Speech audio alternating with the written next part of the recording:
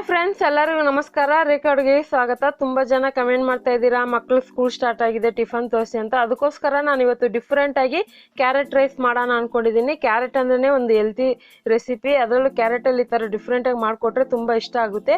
ಇದಕ್ಕೆ ಬೇಕಾಗೋ ಇಂಗ್ರೀಡಿಯೆಂಟ್ಸು ನೋಡಿ, ನಾನು ಅನ್ನ ಮಾಡ್ಕೊಂಡಿದ್ದೀನಿ. ಸೋನಾ ಮಸೂರಿ ಅಕ್ಕಿಯಲ್ಲಿ ಉದುರುದ್ರಾಗಿ ಒಂದು ಬೌಲ್ ಆಗೋಷ್ಟು ಅನ್ನ ಮಾಡಿದ್ದೀನಿ. ಒಂದು 2 ಕ್ಯಾರೆಟ್ ತುರಿದಿಟ್ಕೊಂಡಿದ್ದೀನಿ.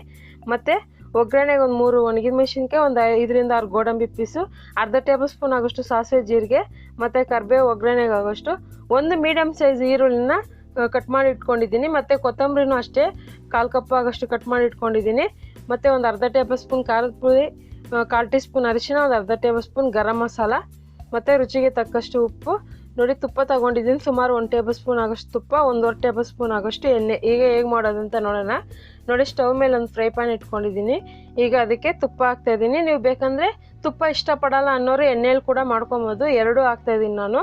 ಸೊ 1/2 ಟೇಬಲ್ ಸ್ಪೂನ್ ಎಣ್ಣೆನೂ 1 ಟೇಬಲ್ ಸ್ಪೂನ್ ತುಪ್ಪ ಹಾಕಿದ್ದೀನಿ. ಈಗ ಎಣ್ಣೆ ಕಾದ್ಮೇಲೆ ಸಾಸಿವೆ ಜೀರಿಗೆ ಹಾಕ್ತಾಯಿದ್ದೀನಿ. ಈ ಸಾಸಿವೆ ಜೀರಿಗೆ ಫುಲ್ಲು ಸಿಡಿಬೇಕು, ಚೆನ್ನಾಗಿ ಚಿಟಪಟ ಅನ್ನಬೇಕು. ಇದಾದಮೇಲೆ ನೆಕ್ಸ್ಟ್ ಇಂಗ್ರೀಡಿಯೆಂಟ್ಸ್ ಹಾಕ್ಕೊಳ್ಳೋಣ ನಾವು. ಈಗ ನಾನು ಗೋಡಂಬಿ ಹಾಕ್ತಾಯಿದ್ದೀನಿ, ಮತ್ತು ಒಣಗಿದ ಮೆಣಸಿನ್ಕಾಯಿ ಹಾಕ್ತಾಯಿದ್ದೀನಿ. ನೀವು ಒಣಗಿದ ಮೆಣಸಿನ್ಕಾಯಿ ಇಷ್ಟಪಡಲ್ಲ ಅಂದರೆ ಹಸಿರು ಮೆಣಸಿನ್ಕಾಯಿ ಕೂಡ ಹಾಕೋಬೋದು. ಸೊ ಯಾಕಂದರೆ ನಾವು ಖಾರದ ಪುಡಿ ಯೂಸ್ ಮಾಡ್ತಾಯಿದ್ದೀರಿ. ಮತ್ತು ಗೋಡಂಬಿ ನೀವು ಇಷ್ಟ ಇಲ್ಲ ಅಂದರೆ ಸ್ಕಿಪ್ ಮಾಡ್ಕೊಳ್ಳಿ, ಹಾಕಿದ್ರೆ ಚೆನ್ನಾಗಿರುತ್ತೆ. ಮಕ್ಕಳು ಡ್ರೈ ಫ್ರೂಟ್ಸ್ನ ಊಟದಲ್ಲಿ ಕೂಡ ಮಿಕ್ಸ್ ಮಾಡಿಕೊಟ್ರೆ ತಿಂತಾರೆ, ಚೆನ್ನಾಗಿರುತ್ತೆ ಅಂದ್ಬಿಟ್ಟು. ಮತ್ತು ಇದಕ್ಕೆ ಈರುಳ್ಳಿ ಹಾಕ್ಕೊತಾ ಇದ್ದೀನಿ. ಈರುಳ್ಳಿ ಎಲ್ಲ ಹಾಕ್ಕೊಂಡು ಚೆನ್ನಾಗಿ ಫ್ರೈ ಮಾಡ್ಕೊಳ್ಳೋಣ 30 ಸೆಕೆಂಡು. ಜಾಸ್ತಿ ಫ್ರೈ ಮಾಡಬೇಕಂತೇನಿಲ್ಲ, ಈರುಳ್ಳಿನ ಮಾಮೂಲಿ ಮೀಡಿಯಮಾಗಿ ಫ್ರೈ ಮಾಡ್ಕೊಳ್ಳಿ. ಮತ್ತು ಕರಿಬೇವು ಸೊಪ್ಪು ಹಾಕ್ತಾಯಿದ್ದೀನಿ. ಆದಷ್ಟು ಅಡುಗೆಗಳಲ್ಲಿ ಕರಿಬೇವು ಸೊಪ್ಪು ಉಪಯೋಗಿಸಿ, ತುಂಬ ಹೆಲ್ತ್ಗೆ ಒಳ್ಳೆಯದು. ಈಗ ತುರಿದಿರೋಂಥ ಕ್ಯಾರೆಟ್ ಹಾಕ್ತಾಯಿದ್ದೀನಿ.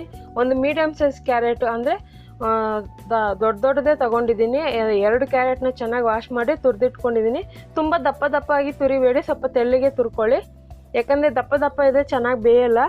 ಇದನ್ನು ಜಸ್ಟ್ 1 ನಿಮಿಷ ಫ್ರೈ ಮಾಡ್ಕೊಳ್ಳೋಣ. ನಾನು ಉಪ್ಪು ಹಾಕ್ಕೊತಾ ಇದ್ದೀನಿ. ಇದಕ್ಕೆ ಒಂದು ಸ್ವಲ್ಪ ಅನ್ನಕ್ಕೂ ಉಪ್ಪು ಹಾಕಿ ಬೇಯಿಸಿಟ್ಕೊಂಡಿದ್ದೆ ನಾನು.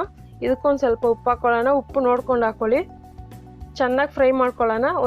ನಾನು ಇವಾಗ 1 ನಿಮಿಷ ಆಗೋಷ್ಟು ಫ್ರೈ ಮಾಡ್ಕೊಂಡಿದ್ದೀನಿ. ಇದಕ್ಕೆ ಖಾರದ ಪುಡಿ ಅರ್ಧ ಟೇಬಲ್ ಸ್ಪೂನು, ಅರಿಶಿನ 1/4 ಟೀ ಸ್ಪೂನು, ಗರಂ ಮಸಾಲೆ ಒಂದು ಅರ್ಧ ಟೇಬಲ್ ಸ್ಪೂನು. ಗರಂ ಮಸಾಲೆ ಹೇಗೆ ಮಾಡೋದಂತ ನಮ್ಮ ಚಾನಲಲ್ಲಿ ಅಪ್ಲೋಡ್ ಮಾಡಿದ್ದೀನಿ, ಸರ್ಚ್ ಮಾಡಿ ನಿಮಗೆ ಸಿಗುತ್ತೆ. ಈಗ ಇದಕ್ಕೆ ಒಂದು 30 ಸೆಕೆಂಡ್ ಫ್ರೈ ಮಾಡಿದ್ಮೇಲೆ ನಾನು ಅನ್ನ ಹಾಕ್ತಾಯಿದ್ದೀನಿ. ಮಾಡಿ ಬೇಯಿಸಿಟ್ಕೊಂಡಿರೋ ಅನ್ನನ ಹಾಕಿ ಚೆನ್ನಾಗಿ ಮಿಕ್ಸ್ ಮಾಡ್ಕೊತಾ ಇದ್ದೀನಿ. ಈ ಅನ್ನ ಮಿಕ್ಸ್ ಮಾಡುವಾಗ ಸ್ಟವ್ ಸಿಮ್ಮಲ್ಲೇ ಇರಲಿ. ಅಂದರೆ ಕೆಲವರು ಸ್ಟವ್ ಆಫ್ ಮಾಡಿಬಿಟ್ಟು ಗೊಜ್ಜಾಗಿದೆ ಅಂದ್ಬಿಟ್ಟು ಅನ್ನ ಮಿಕ್ಸ್ ಮಾಡ್ತಾರೆ. ಕೆಲವೊಂದು ಅಡುಗೆಗಳಿಗೆ ಆ ಥರ ಮಾಡ್ಬೋದು. ಸೊ ಈ ರೈಸ್ಗೆ ಇದನ್ನು ಉರಿ ಇಟ್ಕೊಂಡೇ ಮಾಡಬೇಕು. ಇದು ಚೆನ್ನಾಗಿ ಮಿಕ್ಸ್ ಆದಮೇಲೆ ಒಳ್ಳೆ ಕಲರ್ ಬರುತ್ತೆ. ಮತ್ತು ಇದಕ್ಕೆ ಉಪ್ಪು ಸಾಕಾಗಿಲ್ಲ ಅಂದರೆ ಉಪ್ಪು ಹಾಕ್ಕೊಳ್ಳಿ. ಮತ್ತು ಕೊತ್ತಂಬರಿ ಸೊಪ್ಪು ಹಾಕ್ತಾಯಿದ್ದೀನಿ.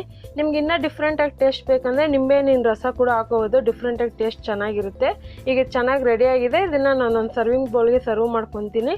ನೋಡಿ, ಈ ಕ್ಯಾರೆಟ್ ರೈಸ್ ಜೊತೆಗೆ ನೀವು ಹಾಗೆ ಕೂಡ ತಿನ್ಬೋದು, ಇಲ್ಲಾಂದರೆ ಚಟ್ನಿ, ಮೊಸರು ಪಚ್ಚಡಿ ಏನಕ್ಕಾದ್ರೂ ಕಾಂಬಿನೇಷನ್ ಸಖತ್ತಾಗಿರುತ್ತೆ.